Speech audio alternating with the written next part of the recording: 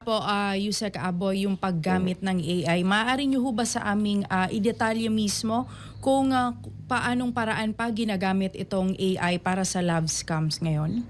Well, nakikita natin siguro na even before Mhm. ginagamit yung AI para do sa mga pag-manipulate ng mga videos at saka mga photos, acting as filters para do sa mga ipapadala nila sa'tin.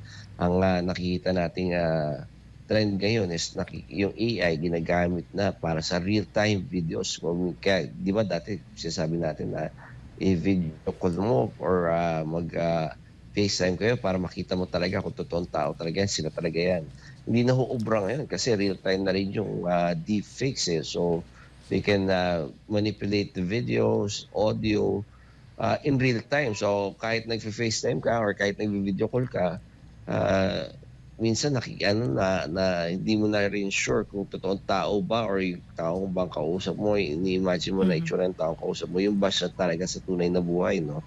And then yung, nakikita natin, gaya ng binanggit natin kanina 'no, yung AI ginagamit para i-profile naman tayo. Kasi yung mga scammers, they are being efficient na rin para hindi na sila yung hit or miss or parang ano. Kaya minsan yung mga scammers alam na kung sino talaga tayo, ay yung mga ginagawa natin, ano yung gusto natin. So, yeah, it's one of the red flags that we're telling our kababayans na ingatan niyo yung parang 'pag umpisa pa lang ng conversation kilalang-kilala na nila tayo na alam nila yung mga Mhm. gusto natin, Mm. iniiwasan nila yung mga ayaw natin. Again, yung Mhm. parang mga sobrang perfect partners.